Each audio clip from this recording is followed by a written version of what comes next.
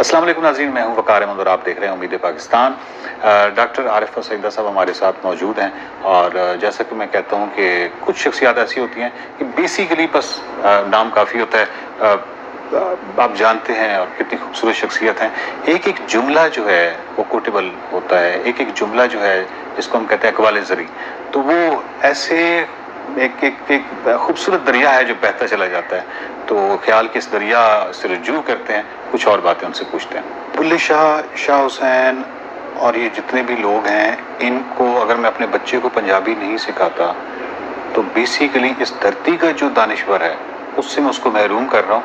इस धरती की जड़ी बूटियों से, इसकी जितनी भी धरती से मुतल्लिका जो खूबसूरत चीज़ें हैं उनसे महरूम कर रहा हूँ। मैं ये मानने वालों में से हूँ कि बच्चे की इब्तिदाई तालीम उसके माहौल की ज़बान में होना चाहिए। बहुत खूबसूरत, क्योंकि माहौल से आपके तसव्वुर तराशे जाते हैं। जब आपका तसव्वुर किसी बच्चे के जहन में आ गया, और मिसाल मैं ये देती हूँ कि उसकी समझ में आ गया कि बिल्ली क्या होती है, तो फिर उस बिल्ली पे जिस जबान का चाहिए लफ्ज़ चिपका दीजिए, वो जान लेगा, वो जान लेगा। तो हमने जो आप बात कह रहे हैं, जो बुल्ले शाह को नहीं जानता, जो भिटाई की बात नहीं करता, जो रहमान बाबा को भूल गया कि उसने जनाब हजरत औरंगजेब आलमगीर को से पूछा था कि तुम करते क्या हो, तो ये जो फिक्री जुर्रत आती है, जी जी जी, ये फिक्री जुर्रत है। वो गरीब कौन सा तो असलहा रखता था अपने पास, उसका असलहा तो उसका एहसास था, उसका इल्म था, और उसके पास वो दस्तावेज थी गुजरे हुए तजुर्बों की जिनको वो देख सकते हैं। और एक और बात है, मेरा सदक़े होने को जी चाहता है इन सब पे। जी। मेरी समझ में उनकी ज़बान आती है या नहीं आती, तर्जुमे पढ़ने की कोशिश करती हूँ। जिस दिन वो लोग मिल जाते हैं जो ज़बान को जानते हैं, कहते हैं बैठो ना, मुझे 2 शेर के मानी तो बता जाओ, तर्जुमा तो सिखा जाओ। उसकी बुनियादी वजह यह है कि हमने ये क्यों सोच लिया है कि जो हमारी अपनी ज़बानें हैं वो किसी तरह कमतर है। ये जो बरतरी और कमतरी का एहसास है हमारे पास, अब वहाँ आगे हम खड़े हो गए हैं जहाँ हम एक ज़बान में बात नहीं कर सकते। चाहे हम अपने माहौल की ज़बान बोलें तो अंग्रेज़ी घुसेगी उसमें, चाहे उर्दू बोलें तो उसमें अंग्रेज़ी की दखल दरअंदाजी। मुझे अंग्रेज़ी ज़बान बहुत अच्छी लगती, बहुत अच्छा अदब है। और जब मैं अदब कह रही हूँ तो वो सिर्फ एक अदब लतीफ़ की बात नहीं कर रही, सियासत देख लीजिए, हत्ता कि फिजिक्स और मैथमेटिक्स देख लीजिए, वो वहाँ मौजूद है। हमारे यहाँ जो आप बात कह रहे हैं, बहुत अच्छी बात कह रहे हैं। हम जो निज़ाम तालीम हमारे यहाँ राइज है और जिसके हम बहुत ज़्यादा हामी हैं, हम तालीम की बुनियाद पर तबके को तकसीम कर रहे हैं।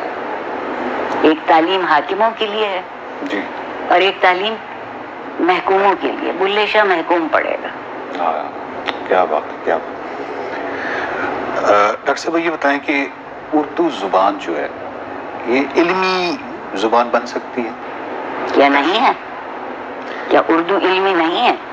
रियासती सतह पे अगर हम देखें और निसाब पे अगर हम देखें तो जो मैं अगर नेचुरल साइंसेस की बात करूं या फिजिक्स, केमिस्ट्री, बायोलॉजी की बात करूं, तो हमें कुछ समझ नहीं आ रही कि अगर हम 7वीं 8वीं में उर्दू मीडियम में हयातियात पढ़ा रहे हैं तो उसके बाद फिर हम बायोलॉजी की तरफ चले जाते हैं, और ऐसे लगता है जैसे जो 11वीं में बच्चा जाता है वो शायद दोबारा से 6ठी में चला गया है, और एक अजीब सी सिचुएशन है। सही कह रहे हैं, तो ये मान रही हूँ।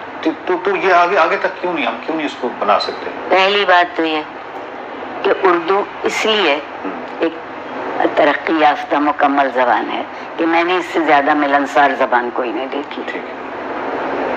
जिस किसी नई ज़बान से मिलती है, जो उसके लफ्ज़ हमारे काम आ सकते हैं, हम उन्हें इख्तियार कर लेते हैं। ज़बानें ऐसी ही फलती फूलती हैं। कोई ज़बान आज तक वहाँ नहीं खड़ी है जहाँ से वो शुरू हुई थी। ठीक है। अब आप ये देखिए कि हम उर्दू बोलेंगे नहीं, उर्दू में हमारा इज़हार ख्याल नहीं होगा, उर्दू में हमारा मुकालमा नहीं होगा एक दूसरे से, तो ज़बान कैसे बढ़ेगी? और जिन्होंने तर्जुमे दिए हैं, अल्लाह उनको खुश रखे, उस जिन्नाती ज़बान में तर्जुमा किया है जो न बच्चा तो बच्चा میری سمجھ میں نہیں آئے گا. اس کی ایک وجہ یہ ہے کہ عارفہ سیدہ یہ یقین کرتی ہیں کہ جس نے جو چیز ایجاد کی اس کا نام رکھنا اس کا حق ہے. اردو بولنے والے کچھ ایجاد کریں